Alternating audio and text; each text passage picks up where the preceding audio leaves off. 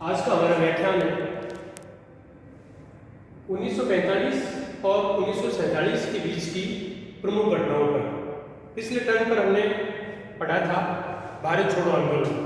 भारत छोड़ो आंदोलन के बाद और 1945 में जब महायुद्ध समाप्त हो गया, उसके बाद की जो प्रमुख घटनाएं हुई, उन घटनाओं पर आज के इस व्याख्यान में हम चर्चा करेंगे। 1945 में ब्रिटेन में चुनाव हुए और ब्रिटिश चुनाव में अनुदानवादी पार्टी की पराजय हुई, मजदूर दल की विजय हुई और क्लेमेंट एटली की अध्यक्षता में ब्रिटेन में सरकार बनी। 18 फरवरी 1946 को भारत की जल सेना ने बंबई में विद्रोह किया और वो विद्रोह और भी कई स्थानों पर फैल गया। सरकार बनने के पश्चात एटली ने मार्च 1946 में पैट्रिक लॉरेंस की अध्यक्षता में एक कैबिनेट मिशन भारत भेजा, जिसके अन्य सदस्य थे स्टेफर्ड क्रिप्स, एवी अलेक्जेंडर। इस 3 सदस्यीय कैबिनेट मिशन के द्वारा जो योजना प्रस्तुत की गई, उस योजना के आधार पर भारत में संविधान सभा के चुनाव हुए। सितंबर 1946 में भारत में जवाहरलाल नेहरू की अध्यक्षता में अंतरिम सरकार की स्थापना हुई। दिसंबर 1946 में भारत की संविधान सभा ने भी विधिवत रूप से अपना कार्यारंभ कर दिया। अंतरिम सरकार में शुरुआत में मुस्लिम लीग सम्मिलित नहीं हुई थी, लेकिन अक्टूबर 1946 में मुस्लिम लीग भी अंतरिम सरकार में शामिल हो गई। उसके बाद नए गवर्नर जनरल लॉर्ड माउंटबेटन के द्वारा 3 जून 1947 को एक योजना प्रस्तुत की गई। उस योजना को जब कांग्रेस और मुस्लिम लीग ने स्वीकार कर लिया, तब 15 अगस्त 1947 को भारत का विभाजन हुआ। भारत का विभाजन भारतीय स्वतंत्रता अधिनियम 1947 के द्वारा हुआ। भारतीय स्वतंत्रता अधिनियम 1947 की कुछ प्रमुख बातें इस प्रकार है। इस अधिनियम के द्वारा भारत में 2 अधिराज्यों की स्थापना की गई, भारत और पाकिस्तान।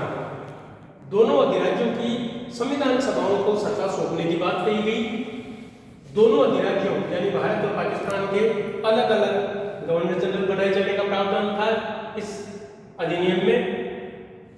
और इस अधिनियम में ये व्यवस्था थी कि जब तक नए चुनाव नहीं हो, तब तक संविधान सभाएं ही अधिराज्यों के अंतरिम विधानमंडल का कार्य करेंगी। और संविधान बनने तक 1935 का जो भारत शासन अधिनियम है, उसके द्वारा कार्य संचालन किया जाएगा। इस अधिनियम के द्वारा देशी रियासतों से ब्रिटिश सम्राट की सर्वोपरिता का अंत कर दिया गया, यानी वो भी अब आजाद कर दिए गए। भारत मंत्री के पद का अंत कर दिया गया। ये मुख्य मुख्य बातें थी भारतीय स्वतंत्रता अधिनियम 1947 में। अब हम चर्चा करते हैं कि भारत आजाद हो गया, लेकिन इस आज़ादी में सहायक तत्व क्या रहे? भारत कैसे आज़ाद हुआ? कौन कौन से प्रमुख तत्व हैं जिन्होंने भारत के आज़ादी के आंदोलन में अपना योग दिया? तो पहला है राष्ट्रीय आंदोलन की शक्ति। भारतीय राष्ट्रीय आंदोलन का प्रारंभ 1885 में हुआ। 1905 तक उदारवादियों ने संघर्ष किया। 1905 के बाद में 1920 तक उग्रवादी भारतीय राष्ट्रीय आंदोलन का नेतृत्व दिया। तो यहाँ उदारवादियों के समय यह आंदोलन उच्च वर्ग तक सीमित रहा। उग्रवाद के काल में एक तरह से ये जन आंदोलन बना और महात्मा गांधी के नेतृत्व में 1920 के बाद में संपूर्ण भारतीय जनता ही लालायित हो गई थी अब स्वतंत्रता के लिए। तो ये आंदोलन की शक्ति अपने आप बहुत ज़्यादा बढ़ चुकी थी और वो ब्रिटिश शासकों ने 1942 के भारत छोड़ो आंदोलन के समय देख लिया था। तो इसलिए राष्ट्रीय आंदोलन की जो बढ़ती हुई शक्ति है कि ये पूर्ण रूप से जन आंदोलन बन चुका था। भारतीय लोग जल्दी से जल्दी अब आज़ादी चाहते थे। तो राष्ट्रीय आंदोलन की बढ़ी हुई शक्ति भारत की आज़ादी का एक प्रमुख कारण बनी। दूसरा कारण है युद्ध के बाद इंग्लैंड की कमजोर स्थिति। जब 1939 में महायुद्ध शुरू हुआ था, उस समय ब्रिटेन विश्व का सबसे शक्तिशाली देश था। लेकिन 1945 में जब महायुद्ध समाप्त हुआ, तो ब्रिटेन की आर्थिक और सैनिक स्थिति बहुत कमजोर हो चुकी थी। अब ब्रिटेन अपनी पुरानी साम्राज्यवादी और उपनिवेशवादी भूमिका को नहीं निभा सकता था। इसलिए अब ब्रिटेन भी ये चाह रहा था कि उपनिवेशों को आज़ादी दी जाए। भारत में तो बहुत बड़ा उपनिवेश था, तो उस पर को बनाए रखना ब्रिटेन के लिए बड़ा मुश्किल था। तो ब्रिटेन की कमजोर स्थिति भी भारत के लिए वरदान साबित हुई। ब्रिटेन की कमजोर स्थिति भी भारत की स्वतंत्रता में सहायक रही। तीसरी है, क्योंकि भारत ने ब्रिटेन का सहयोग दिया था महायुद्ध में, तो ब्रिटिश जनमत भी भारत के पक्ष में हो गया था। ब्रिटिश जनता भी चाहती थी कि भारत को जल्दी से जल्दी आज़ाद किया जाए, भारत की राजनीतिक समस्या का जल्दी से जल्दी समाधान किया जाए। तो ब्रिटिश जनमत का भारत के पक्ष में होना भी भारत की स्वतंत्रता का एक सहायक तत्व है। चौथा है साम्यवाद का डर, क्योंकि महायुद्ध के समय यूरोप के कई देशों में साम्यवाद का प्रसार हो चुका था, और साम्यवाद का प्रसार वहीं होता है जहां साम्राज्यवाद होता है, उपनिवेशवाद होता है, शोषण होता है। तो ब्रिटिश शासन भी ये नहीं चाह रहा था कि भारत जैसे बड़े देश में और इस पूरे के पूरे जो भारतीय उपमहाद्वीप है, दक्षिण एशिया है, इसमें साम्यवाद का प्रसार हो। तो प्रसार को तभी रोका जा सकता है जब एक लोकतांत्रिक सरकार को सत्ता सौंप दी जाए।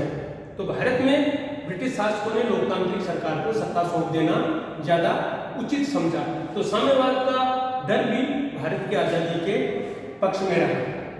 फिर है विश्व नेताओं का इंग्लैंड पर दबाव, क्योंकि भारत ने द्वितीय महायुद्ध में पूरा सहयोग दिया था।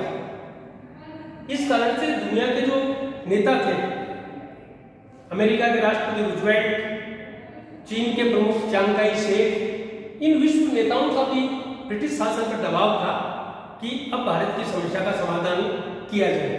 तो उनके दबाव के कारण से भी ब्रिटिश शासन को भारत को आज़ादी देनी पड़ी। फिर है मजदूर दल की सरकार, क्योंकि मजदूर दल की सरकार शुरू से भारत के प्रति सहानुभूति रखती थी, और जब 1945 में अनुदारवादी पार्टी की पराजय हुई, चर्चिल के स्थान पर क्लेमेंट एटली प्रधानमंत्री बने, तो मजदूर दल की सरकार भारत की समस्या का समाधान करने में उसने तत्परता दिखाई। कैबिनेट मिशन भेजा गया, संविधान सभा बनी और भारत को जो आज़ाद कर दिया गया। और सातवां पॉइंट है सैनिक विद्रोह, क्योंकि अब तक भारत में आंदोलन हुए लेकिन सेना पूर्ण रूप से ब्रिटिश शासकों के प्रति वफादार थी। लेकिन फरवरी 1946 में जल सेना ने जो विद्रोह किया, उसने भी आंखें खोल दी ब्रिटिश शासन की कि अब सेना भी अब विरोध करेगी, सेना भी अब औपनिवेशिक और साम्राज्यवादी ताकतों का विरोध करेगी, वो भी वफादार नहीं रहेगी। तो जब सेना ही विद्रोह कर देगी तो भारत में ब्रिटिश शासन को लंबे समय तक चलाना मुश्किल हो जाएगा। तो इस कारण से ब्रिटिश शासन जो है भारत से चले गए, भारत को आज़ादी दे दी। और अंतिम में माउंटबेटन योजना, माउंटबेटन जब भारत आए तो उन्होंने अपनी जो योजना प्रस्तुत की थी, उस योजना को कांग्रेस मुस्लिम लीग दोनों के द्वारा जब स्वीकार कर लिया गया तो अब कोई रुकावट नहीं रह गई थी भारत की आज़ादी में। तो माउंटबेटन योजना को स्वीकार करना भी भारत की आज़ादी का एक प्रमुख सहायक तत्व है। तो ये एक कोई घटना नहीं है, एक कोई कारण नहीं है भारत की आज़ादी में। भारत की आज़ादी में कई सहायक तत्व रहे। राष्ट्रीय आंदोलन की शक्ति प्रमुख सहायक तत्व है, इंग्लैंड की कमजोर स्थिति भी भारत की आज़ादी में सहायक तत्व है, विश्व नेताओं का दबाव है, साम्यवाद का डर है, मजदूर दल की सरकार, ये सब कारण भारत की आज़ादी के सहायक तत्वों के रूप में हम इनको मान सकते हैं। धन्यवाद।